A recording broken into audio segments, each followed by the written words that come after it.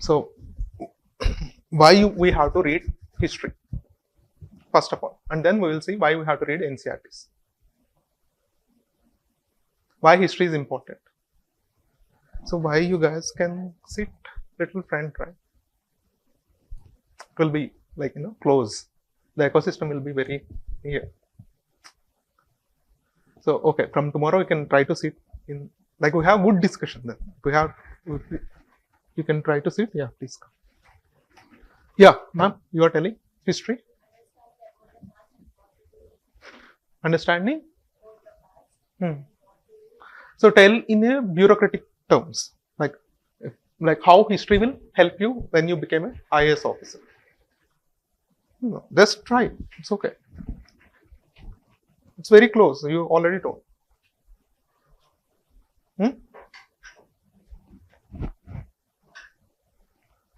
So how history will come to your aid when you became a bureaucrat? Simple question, right?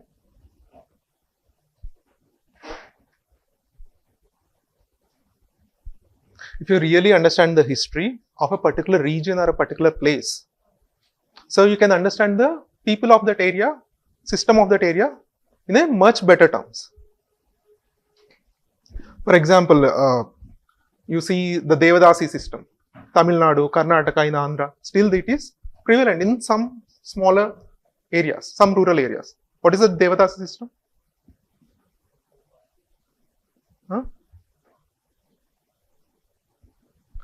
Or the Jogini system in Telangana, which is very popular, called the Jogini system. Like the women are dedicated to temples and they used to get exploited. Even the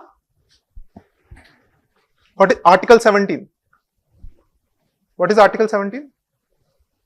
Okay, this is basic NCERT class. So okay, I understood. So Article 17 deals with the untouchability. So untouchability has its roots in history.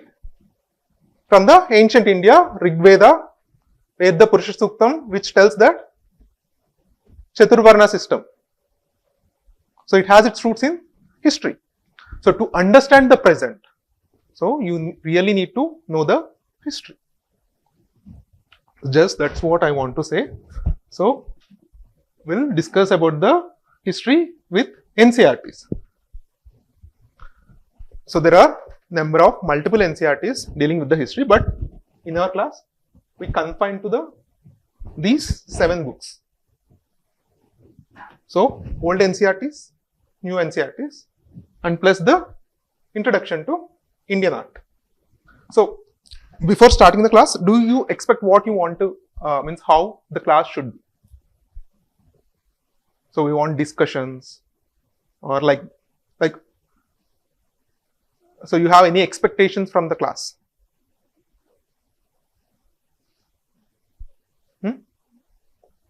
It's okay. We'll discuss later. If you have anything come into your mind, just tell me. So the first 3 books, the old NCERTs, the R.S. Sharma, Satish Chandra, Bipin Chandra, and the new NCERTs, Theme 1, Theme 2, Theme 3, plus the introduction to art and culture. Why NCERTs? Now, the question is, why NCERTs?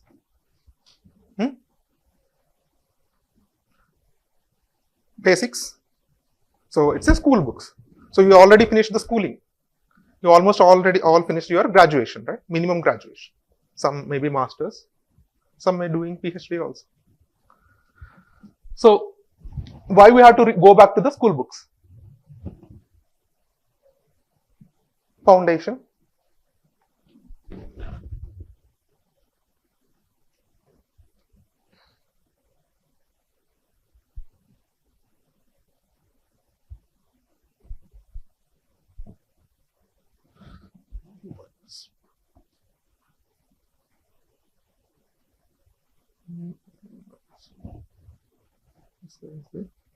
That's okay, no problem. So, okay, we'll write here. So, usually in UPSC, why?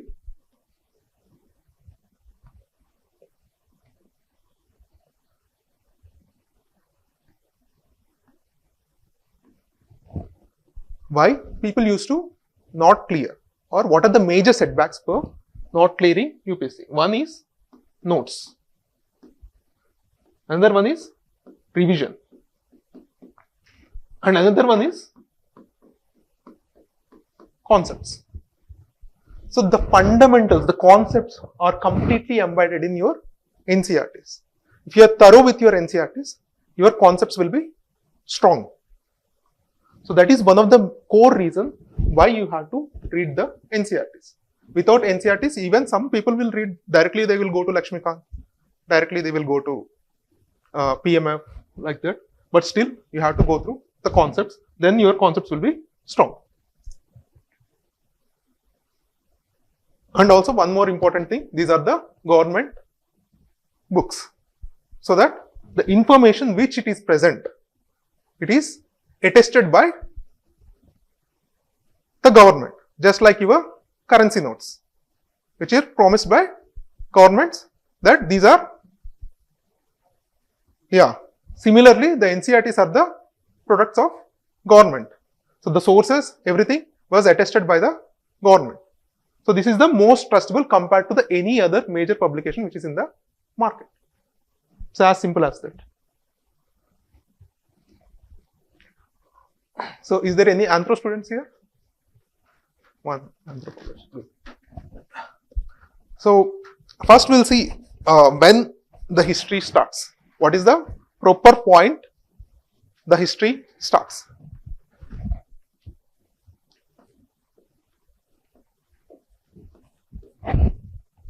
What is this? 4.5 billion years ago. What exactly it is this number represents? Life, Earth started. This is the time when the Earth started to form after the Big Bang. So that is the time where the small tiny molecules came together and combined, and the shape of planets, Earth, started to form.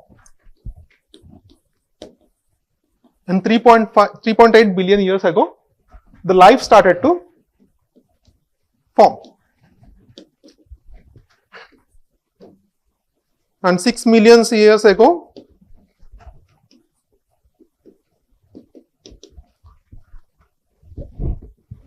so it's not visible. So what does it mean by Lucy?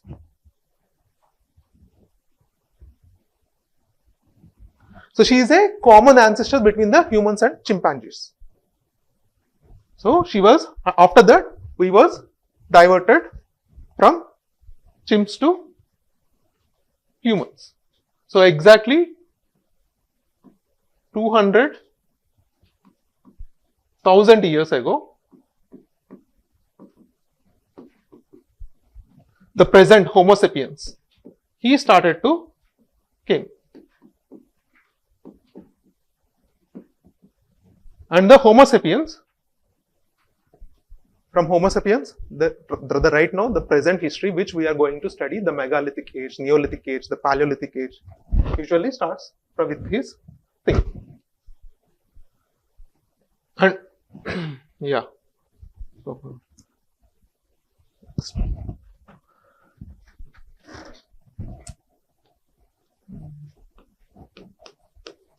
Exactly, this is the time when the language, the fictive language, it started to came.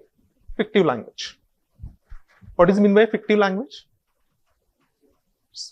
Fictive, yeah, signs, pictures. Yeah. And this is the same time the first human, Homo sapien from Africa came to India. So, yeah.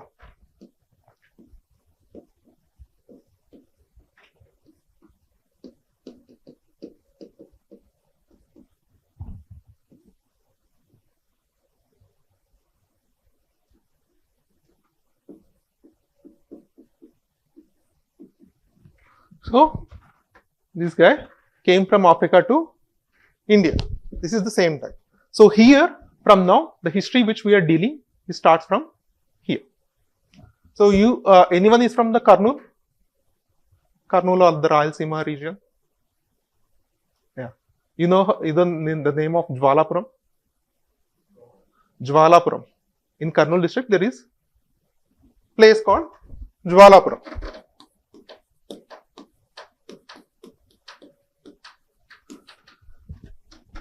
So why I brought this name? Because according to our sources, the first human presence in India was around 60,000 years ago. But in the Jwalapuram, they found the ashes of Tobo. There is one volcano explosion called this explosion which is happened in the Indonesia. But this cloud, it spread throughout the India, around the 3,000 kilometers. So initially, the historians believe the humans came to in India around 60,000 years back. But now this explosion happened around 70,000 years back.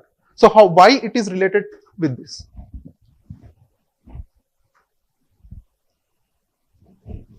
Because when this ash got deposited in that land area, behind that ash there are the tools or some utility tools of humans was there.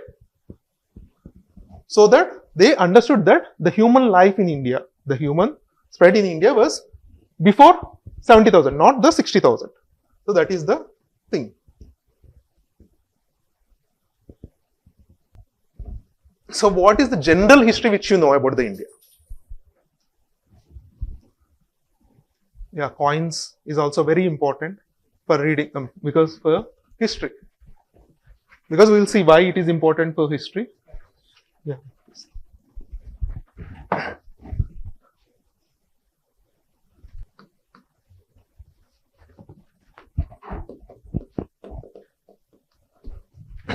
So how many parts of history is divided in India? 3. As you all know, 3. What are the 3? Ancient, medieval, modern. So these are the 3 major divisions. Everyone who are reading the history has one major problem to remember the timelines. The timelines are so confusing, right? Usually history itself is many people think it's a boring subject. People will get sleep. Yeah. So the history was divided into ancient, medieval and modern. So ancient, we learn about the ancient India, like so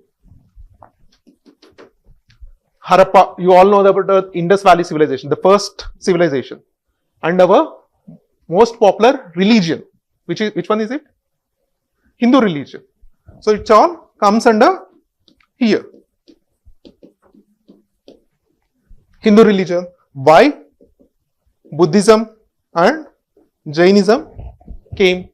What are the successive kingdoms? And later in the medieval, we mostly focus on the Islamic kingdoms. And also Bhakti and Sufi movement. And when it comes to the modern, what is the major happening in the modern history? You can tell loud. It's okay. If it's wrong, still it's fine. Huh? What is the major happenings in India? Yeah, Mughals. Even the Mughals, they're in the 14th century. They comes in the medieval and the modern junction. So the Mughals and most major thing is European advent of Europeans. The colonial rule. Because of that, we are having the class in English. That is the impact. If it is ruled by French, then we may have this class in French. So, yeah. So, this is the simple major division of the history. So, like today we mostly focus on the R.S. Sharma because the other book the themes in Indian history, they starts with directly with the IVC. So the IVC will deal with tomorrow.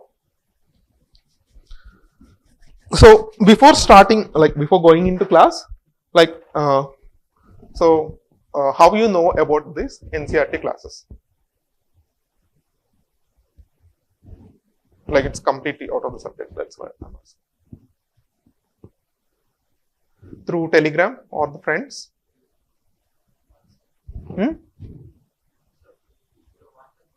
WhatsApp group? Friends shared? Institute shared? Okay, that's good. So, yeah, because I hope you fully utilize these classes because the price is very small and you get very good quality classes. How much you paid? 99 rupees. So that is very good initiative from the management. They are bringing the NCERT classes at very smaller price so that you will have your foundations strong. And they have also launched some kind of which course, the GSP, the Guru Shishya Parampara course, so which is kind of a mentorship course. So they will guide you how to write prelims, mains, everything. Because these days without mentorship it is very hard to qualify this exam because the competition is very high. So that is one thing. So coming back to the class, so we'll see the significance of ancient Indian history. So this is all these bookish explanations. So we'll try to make it little more simple. So why it is important to learn about the ancient Indian history? The first one is the development of early civilizations we can learn. So what are the kind of early civilizations? IVC. Why IVC is important? Can you bring any kind of tradition which is followed even today from the IVC?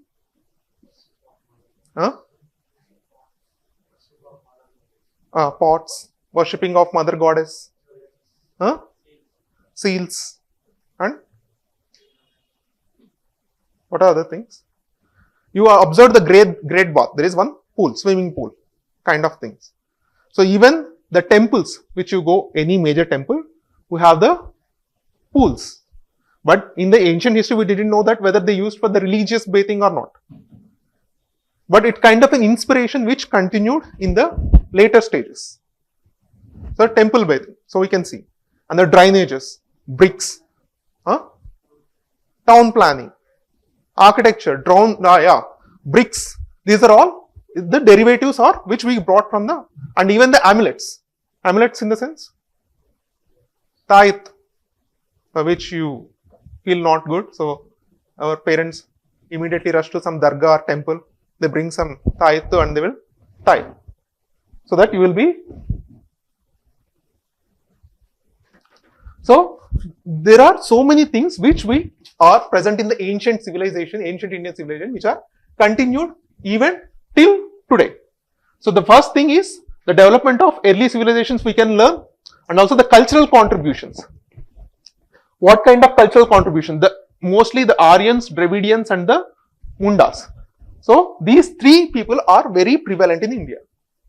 So the Aryans are the upper people, Dravidians are the down people, and who are Munda? Munda in the sense, these are the people which present in the Central Asian area, the Odisha, Madhya Pradesh, Chhattisgarh. This is the people. So in the ancient history, we also learn about the multiple races and unified cultural identity. How the India is unified? Like we popularly heard the term unity in diversity. What makes us unity? Even we have the so much diverse.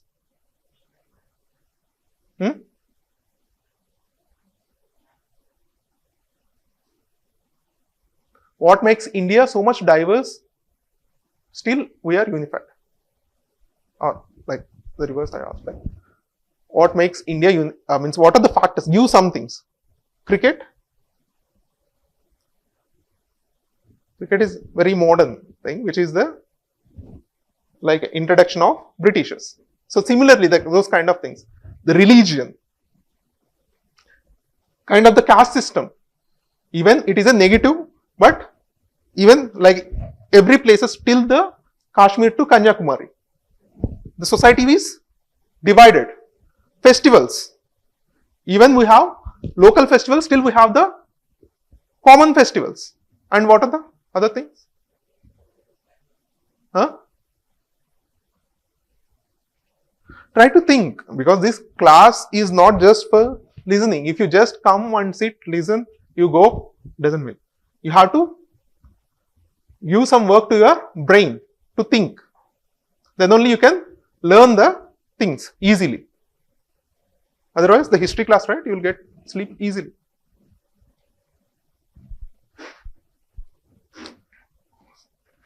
Here we have, right, the epics, the languages, the religions. Like the movie Kalki. Why it was a super hit? Because the Mahabharata epic in the Kalki, which is a common epic for the throughout India.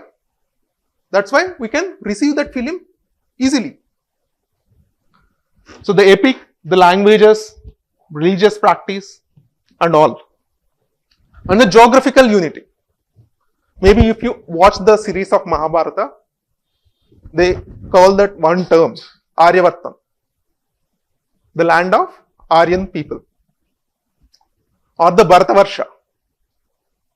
So these kind of geographical unity we had. Even there are multiple times India was divided into multiple regions, but we have a unity at certain places. The feeling of sense of unifiedness. So the Dravidian and Aryan cultures, especially these two, they influenced each other.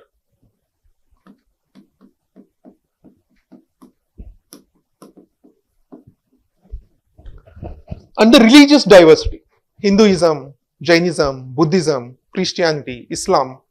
So we cannot separate this Islam and Christianity because they are also part of our history. Even they came little late. So these all together, which makes us India very diverse, but still united. And the geographical unity. The geographical unity we'll discuss little later. And what is its relevance to the modern India? What is its relevance to the modern India? So these all things influence the present fields like art, science, governance. So when we have this kind of like we have Shodasa Mahajanapadas. What does it mean? The Shodasa Mahajanapadas. These are the 16 big, like the 16 kingdoms which emerged during the 6th century BC. There, the first roots of democracy, the elected form of governance, which we have seen in that time. In the Shodasa Mahajanapadas, there are 16 kingdoms. Among 16, the 2 kingdoms heads were elected, not by the royal monarch. You understand? What does it mean? Those 2 kings were elected by the local oligarchs. Oligarchs means the local tribal heads. They elected. So the first form of democratic government which we can see in the ancient history during the 6th century BC.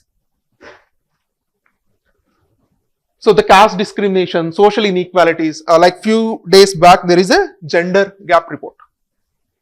So India, what is the place of the India? 138? 138 among how many countries? 148? 148 among, like it's in, like you can see around, exactly I didn't remember, but 140 among the 148 countries, India was in the 130 plus place. So you see how downward it is. Among the 140 countries, 150, nearly 150 countries, India is around 130. Just we are 20 ranks below. So why? Because it has the roots in our ancient Indian history. So history also given its part, caste discrimination, gender discrimination. So these are all the major incidents in the ancient history.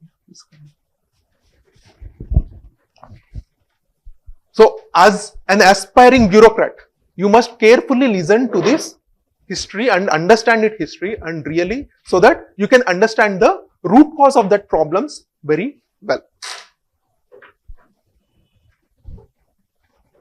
So that when you understand the problem of the root cause of that problem, so what will happen? You can really, It will help you to solve that problem, and for example, any problem in the society, you can integrate that society into the main scale society when you really understand the root cause. So that is one thing. So same, like these are I have taken from the NCERTs, all tells the same thing. If you understand the history, you can tackle the modern situations, modern problem very well. And what history brings us?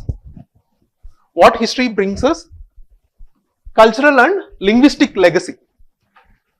Like if you go to any foreign countries, for example, you go to US.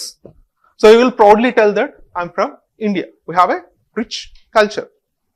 Like for example, the Americans can't tell we have the rich history because their history started around 16th, 17th centuries, hardly. But India have the rich cultural legacy, which you can proudly tell. The ancient Indian scripts have significantly influenced the modern languages. Like the present, the few days back, like few months back, like there is Kamal Hassan, he went to one movie pre-release function and he told Kannada was daughter of, no, not sister, daughter of. So there is a big difference, being a sister and being a daughter. So being a daughter in the sense, like it came from Tamil. Like, so he is telling that Tamil is mother and Kannada is daughter. But historians tell that Kannada and Tamil are sisters. They are from the Dravidian language family. So these kind of things, the present languages which we are speaking, our local languages, Telugu, Tamil, Kannada, it has its roots in the Sanskrit and the Prakrit languages. And also the ancient texts. So the ancient texts like the Mahabharata, what are the ancient texts? Ramayana, Mahabharata and Vedas. So as per your understanding, which came first? Vedas came first or the Mahabharatas came first or the Puranas came first? First, Vedas. Second, Itihasas. Second came the Itihasas. So, for Vedas and Vedangas, so those family we will discuss, Vedas, Itihasas, and the later, Puranas are the recent texts.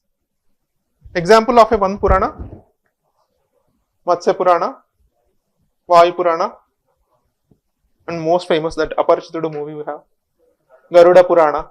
So these Puranas are the latest editions of the Purana, like the religious texts.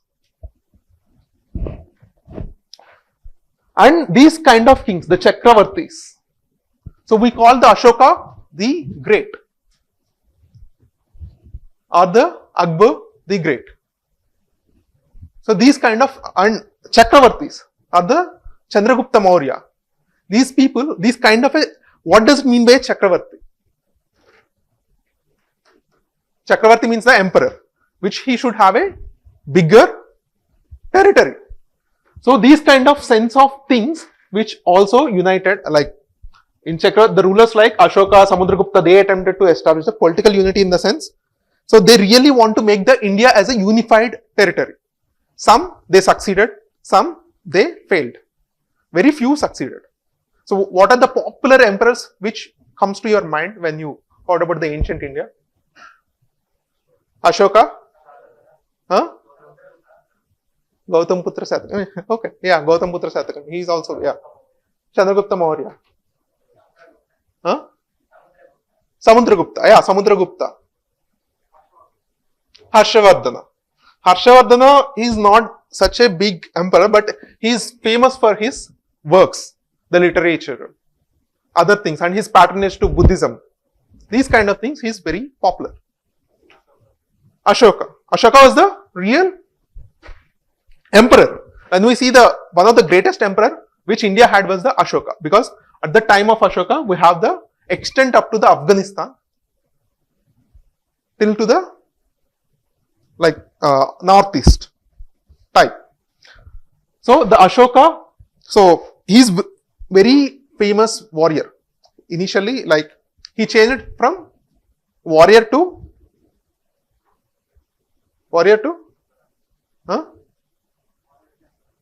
emperor. So then emperor to Buddhist, Buddhist monk. He didn't really become a Buddhist monk, but he mostly worked hard for the Buddhism. For example, any religion to prosper in any country, for example, in any religion to prosper, what kind of things is needed?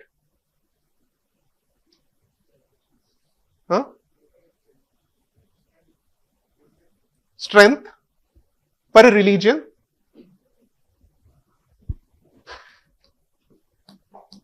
This is very helpful to understand the history. For any religion to prosper, so you need certain elements. One is the mass following, plus royal patronage. Next one is adaptability.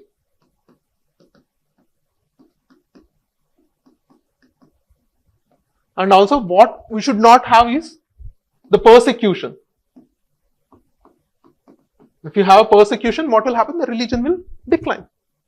So this is very, very important thing for a religion to prosper. So what does mean by these things? Mass following in the sense, for example, our heroes have that mass following, right? He's good. He's doing whatever he does, which is good. These kind of, the mass appeal should be there for a religion. So initially when Islam born, it was very few members, hardly 12 members or 10 members. But look at now, it was a most, dominating religion after the Christianity in the world. So the mass following should be there for a religion. And the next, the royal patronage. So Buddhism, why Buddhism was very famous in India?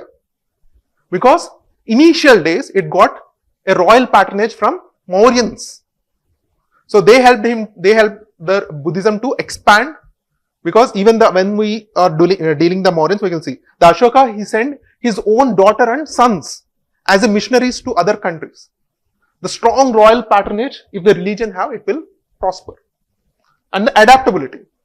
Why the adaptability? Because if you are a Jain, is there any Jains here? If you are a Jain, so you cannot eat even the carrots.